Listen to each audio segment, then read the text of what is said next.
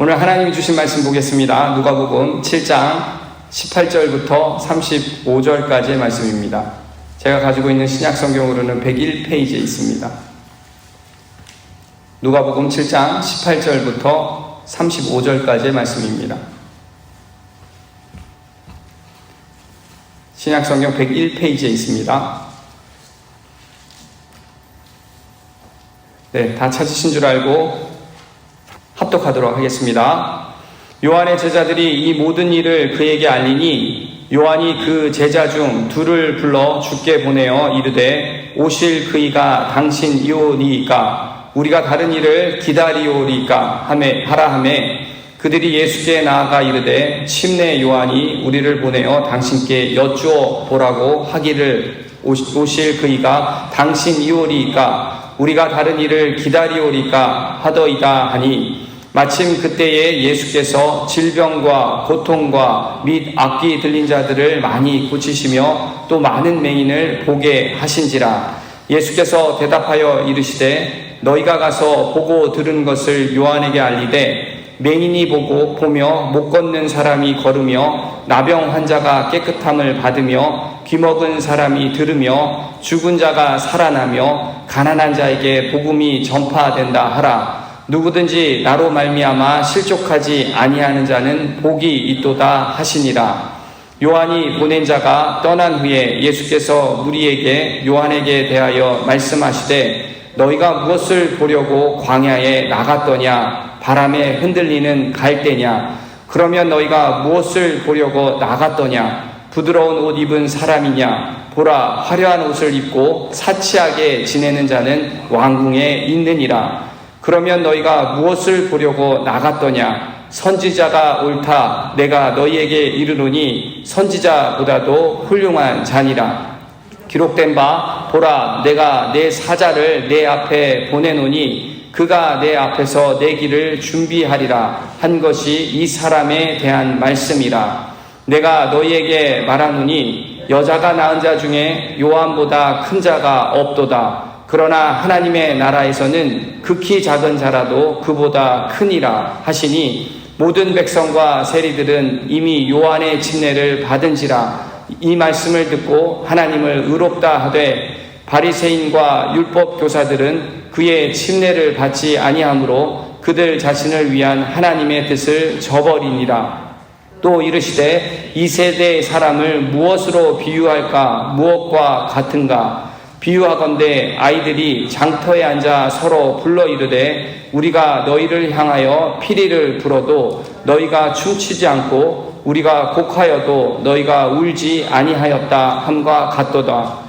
침례 요한이 와서 떡도 먹지 아니하며 포도주도 마시지 아니하매 너희 말이 귀신이 들렸다 하더니 인자는 와서 먹고 마시매 너희 말이 보라 먹기를 탐하고 포도주를 즐기는 사람이요 세리와 죄인의 친구로다 하니 지혜는 자기의 모든 자녀로 인하여 옳다함을 얻느니라. 아멘. 네, 오늘은 확신에 찬 성도의 모습이라는 제목과 함께 말씀을 전하도록 하겠습니다. 여러분들 많이들 이 이야기를 들어보셨을 텐데요. 볼펜의 이 대명사로 알려진 모나미 볼펜, 이 볼펜에는 153이라는 숫자가 적혀 있습니다. 다들 들어보셨죠? 이 볼펜이 1963년도에 처음 이렇게 제작이 되었는데 제가 태어나기도 전에 이 볼펜이 벌써 만들어졌더라고요. 그런데 이 볼펜이 세상에 나오기까지 굉장히 이렇게 어려움이 있었습니다. 회사가 부도에 이렇게 위기에 처해서 문을 닫을 뻔하기도 했었고 볼펜을 생산할 수도 그리고 기술 또 가공할 이러한 기술도 없어서 굉장히 어려움에 처했다라고 합니다. 이 회사가 큰 어려움에 처했던 이 창업주인 송삼석이라는 회장은 스스로 이 해결할 수 있는 능력이 없어서 기도원에 이렇게 찾아갔다고 합니다. 기도원에 가서 불철주야로 이렇게 기도하면서 하나님께 매달렸다라고 그렇게 간증을 했는데요. 그렇게 하나님께 부르짖으면서 이렇게 기도하고 하면서 이렇게 드는 생각이 본인이 그동안 사업을 하면서 하나님께 범죄한 게 너무 많다라는 그러한 생각이 들었다고 합니다. 첫 번째는 사업을 한다라는 핑계로 주일 성수를 지키지 못했던 일. 그래서 그는 철저하게 본인을 그 죄를 회개를 했다라고 합니다. 이제는 주일 성수를 꼭 지키겠습니다. 그리고 두 번째는 한때 돈을 이렇게 많이 벌었는데 11조를 하지 않았다라는 생각이 든 것입니다. 그래서 그는 하나님의 것을 떼어 먹었습니다. 이제부터 11조를 꼭 하겠습니다. 또 이렇게 다짐하고 기도를 했다라고 합니다. 세 번째는 새벽 기도하지 않은 것을 회개했다라고 말을 하고 있습니다. 제가 새벽마다 주님 앞에 기도하지 않았습니다. 기도하기를 쉬는 죄를 제가 범했습니다. 이제 새벽 기도를 열심히 하겠습니다. 이렇게 결심을 했다라고 합니다.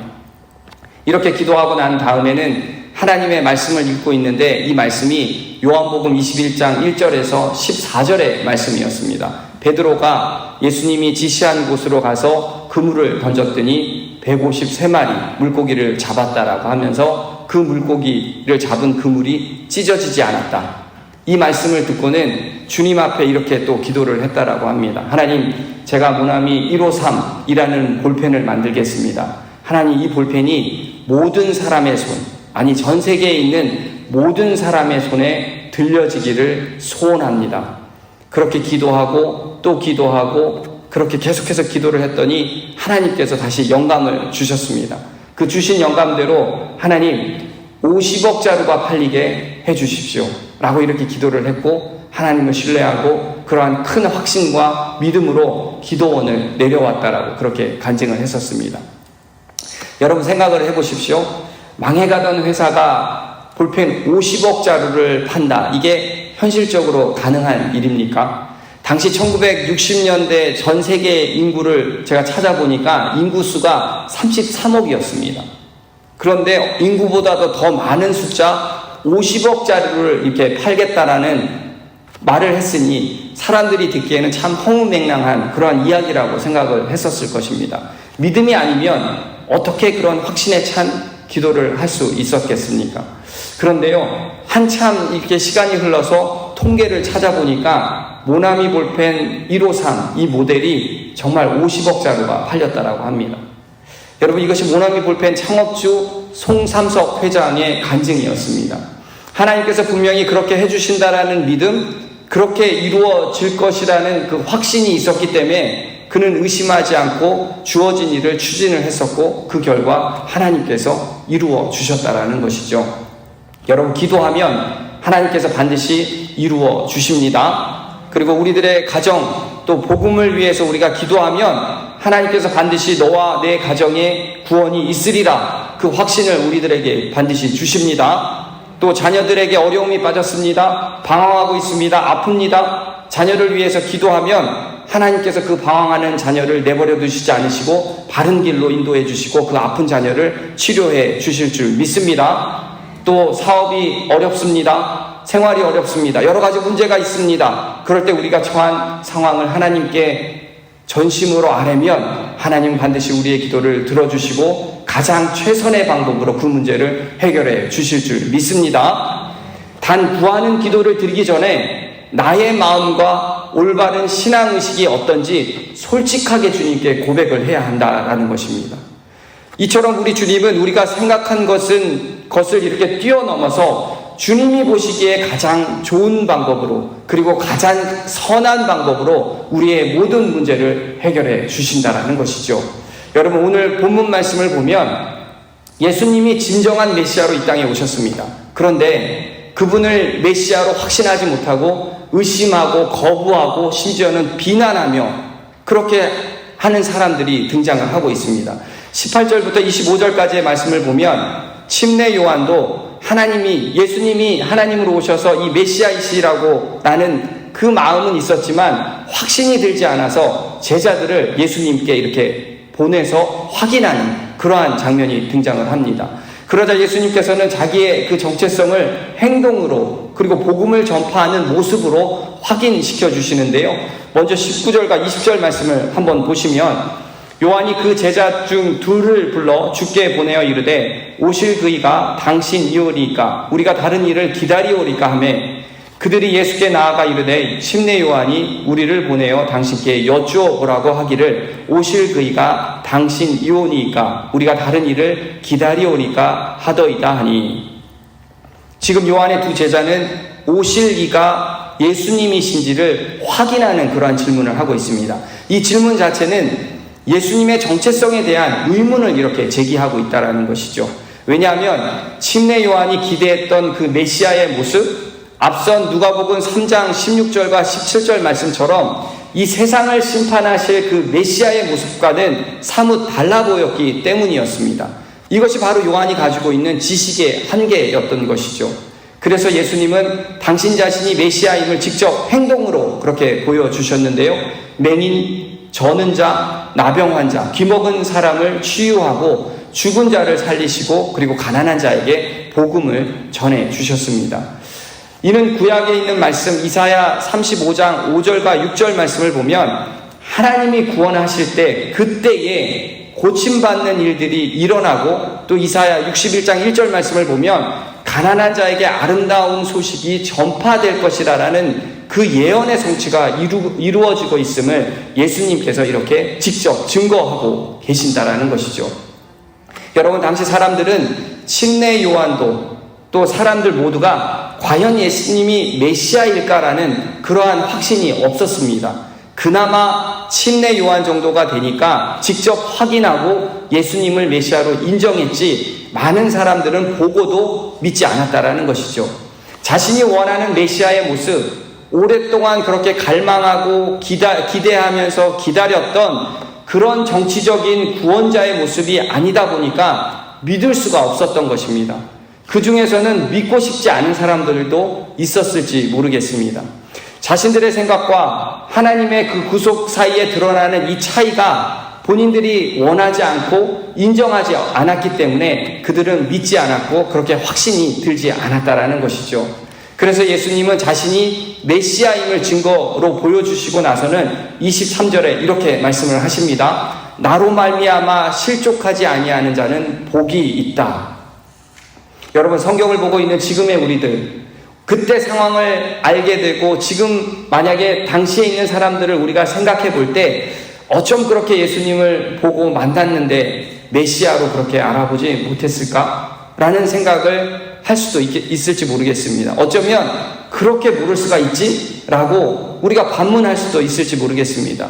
그런데 우리가 생각을 해보면 우리도 예수님을 참 잘 안다라고 말을 하면서도 막상 그분이 일하시는 방식, 내 생각과 다르고 그리고 확신이 들지 않으면 그게 아닌 것 같아.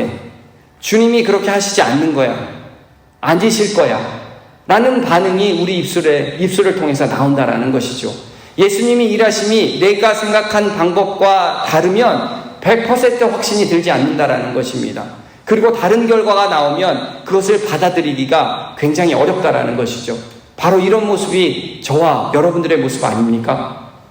그런데 여러분, 분명한 사실은 예수님이 바로 이 땅에 오신 메시아로서 우리를 위해서 일하고 계시고 그리고 역사하고 계시고 우리의 기도, 우리의 숨결을 들으시고 우리를 위해서 우리에게 최고의 방법을 주시기 위해서 그렇게 일하고 계시는 분이 바로 예수 그리스도라는 사실입니다.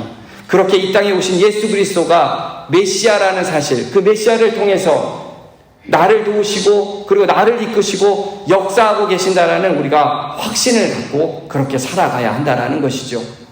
그렇다면 예수 그리스도를 우리가 메시아로 확신하며 사는 모습, 그 모습은 어떤 모습으로 나타날까요? 그 확신에 찬 성도들의 모습은 어떤 모습이 되어야 할까요? 첫 번째, 확신에 찬 성도의 모습에는 올바른 신앙의식을 갖춘 모습이 드러납니다. 24절부터 26절까지의 말씀 함께 보도록 하겠습니다. 요한이 보낸 자가 떠난 후에 예수께서 무리에게 요한에 대하여 말씀하시되 너희가 무엇을 보려고 광야에 나갔더냐? 바람에 흔들리는 갈대냐? 그러면 너희가 무엇을 보려고 나갔더냐? 부드러운 옷 입은 사람이냐? 보라, 화려한 옷을 입고 사치하게 지내는 자는 왕궁에 있는지라. 그러면 너희가 무엇을 보려고 나갔더냐? 선지자냐? 옳다. 내가 너희에게 이르노니 선지자보다 훌륭한 자니라. 요한의 제자가 돌아가자 먼저 예수님은 이렇게 사람들에게 너희가 무엇을 보려고 광야에 나갔더냐? 바람에 흔들리는 갈대냐라고 질문을 하십니다. 당시 요단 그 강변에는 갈대들이 무성했다라고 합니다. 예수님은 이 갈대의 비유를 들어서 사람들에게 질문을 하신 것인데요. 갈대라고 하면 불확실하고 그리고 변덕스러운 것을 상징하는 것인데 그들의 신앙이 마치 갈대 같다라고 하시면서 그들의 그릇된 신앙 의식을 지적하고 계신 것입니다. 누가복음 3장 15절 말씀을 보니까 한때 그들의 심중에는 침례 요한을 메시아로 추앙하려고 했던 그러한 정황이 나옵니다.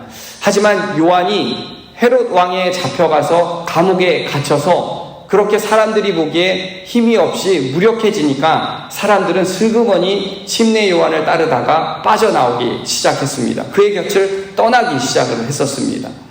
요한을 추종했던 그들에게는 헤롯 왕의 그 불의에 대적할 만한 그러한 정의감도 없었고 그저 갈대처럼 자신들의 그 안위를 추구하는 사람들에 불과했다라는 것이죠. 예수님은 그것을 책망하셨던 것입니다. 사실 그 시절뿐만이 아니라 오늘날에도 보면 세상의 권력과 돈을 좋아해서 반반 걸치며 두 마음을 품는 신앙인들이 있습니다. 하나님의 그 사랑을 믿을 때도 있지만 때로는 의심이 들지 못하니까 이렇게 의심이 드니까 세상의 것들, 세상에서 가능성이 좀 있어 보이는 것에 이렇게 한 다리를 걸치면서 두 마음을 품고 사는 신앙인들이 또 있다라는 것이죠. 우리는 최소한 두 마음을 품고 이렇게 사람들을 보면 하나님을 절대적인 사랑을 확신하며 산다라고 그렇게 말할 수는 없을 것입니다. 그런 두 마음을 품고 사람들에게 예수님은 25절에 부드러운 옷 입은 사람이냐라고 그렇게 말씀을 하신 것입니다. 권세와 안락함을 얻기 위해서 침례 요한을 찾은 것이 아니냐라고 그렇게 물어보고 계신 것이죠. 여러분, 원래 율법의 이 근본적인 정신과 신앙적인 삶의 성격은 결코 왕궁의 생활처럼 안락한 것을 추구하는 것이 아니다라는 것입니다. 이스라엘의 조상들이 과거에 이 광야에서 겪었던 그 끝없는 자기 연단과 영적인 투쟁이 있었던 그러한 삶, 또 침례 요한이 광야에서 이 고독과 비난과 절제 속에서 살았던, 그렇게 살아서 자기의 그 신앙을 분명하게 지키며 살았던 그러한 올바른 신앙의식으로 사는 삶이야말로 진정한 그 삶의 근본이 되어야 한다는 것이죠. 여러분, 이처럼 하나님께서는 하나님의 사람이라고 자처하는 우리들, 그리고 성도들에게는 이와 같은 올바른 신앙의식을 갖기를 원하신다는 것입니다. 작은 유혹에도 그렇게 흔들리는 갈대와 같은 신앙이 아니라 세상의 이 거센 바람에도 흔들리지 않는 심지가 굳은 그러한 참나무와 같은 신앙인이 되어야 한다라고 그렇게 말씀하고 계신 것입니다. 그렇게 성도 여러분, 이렇게 가능성을 보면서 두 마음을 품고 양쪽을 이렇게 저울질하며 사는 그러한 삶이 아니라 갈라디아서 6장 14절의 그 말씀처럼 우리 주 예수 그리스도의 십자가 말고는 아무것도 자랑할 것이 없고, 그리스도의 십자가를 통해서 세상은 나에게 대하여 죽고 나도 세상에 죽었다라고 하는 그러한 고백처럼 올바른 신앙의식을 갖추며 이 세상을 살아가는 저와 여러분이 되어야 될 줄 믿습니다. 아멘. 이처럼 예수 그리스도를 메시아로 확신을 하게 되면 첫 번째의 모습은 올바른 신앙의식을 갖춘 모습이 드러난다라는 것입니다. 그리고 두 번째는 거룩한 자녀가 된 모습이 나타난다라고 성경은 말하고 있는데요. 29절과 30절 말씀을 함께 보도록 하겠습니다. 모든 백성과 세리들은 이미 요한의 침례를 받은지라 이 말씀을 듣고 하나님을 의롭다 하되 바리새인과 율법 교사들은 그의 침례를 받지 아니하므로 그들 자신을 위한 하나님의 뜻을 저버리니라. 요한의 침례를 받은 사람들은 일반 백성들과 세리였다라고 성경은 그렇게 기록하고 있습니다. 이들은 겸손한 마음으로 침례를 받았습니다. 특히 세리는 앞선 장에서도 우리가 보았듯이 유대인들에게 심하게 미움을 받고 그렇게 배척을 당했고 죄인 취급을 당했던 사람들이었습니다. 하지만 그들은 자신들의 죄를 철저하게 회개했고 그리고 예수님을 메시아로 고백하면서 인정하고 그렇게 받아들였습니다. 그러나 반대로 바리새인과 율법 교사는 어땠다라고 성경이 기록을 하냐면, 바리새인들은 당시 경건주의를 지향했던 그런 사람들이었고 율법 교사들은 유대인들에게 율법을 가르치던 그런 사람들이었습니다. 그런데 그들이 침례를 받지 않았습니다. 자신들이 지키는 그 율법의 행위로도 충분하다라고 그들 스스로 자부했다라는 것이죠. 이것이 바로 그들이 갖고 있는 교만한 행위였다라는 것입니다. 그래서 예수님은 그들을 향해서 회칠한 무덤이라고 그렇게 표현하시고, 그들의 행위가 겉으로는 의롭게 보이지만 실상은 죄악에 의해서 썩고 부패했음을 그렇게 책망하셨다라는 것입니다. 그리고 그들은 자신들의 죄를 회개하지 않았었죠. 자신들은 율법을 지키고 이렇게 순종했으니까 회개할 필요가 없다라고 그렇게 생각을 했습니다.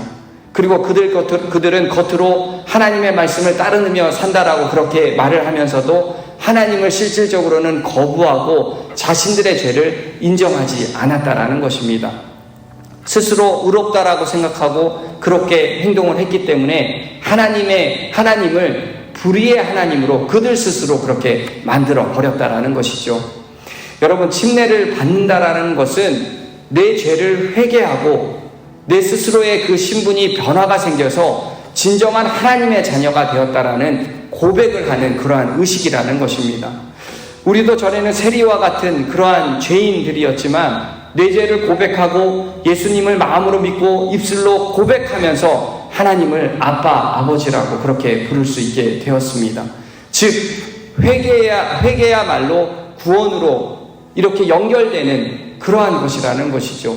회개 없이 구원은 불가능한 것이기 때문에 우리의 구원은 각자가 가지고 있는 죄의 문제를 가지고 주님께 나왔을 때 그때 가능하다라는 것을 말해주고 있다는 것입니다.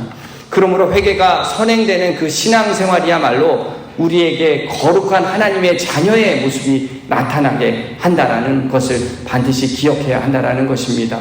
사랑하는 성도 여러분, 예수님 당시의 종교 지도자들은 침례 요한도 예수님도 그렇게 모두 거부했습니다.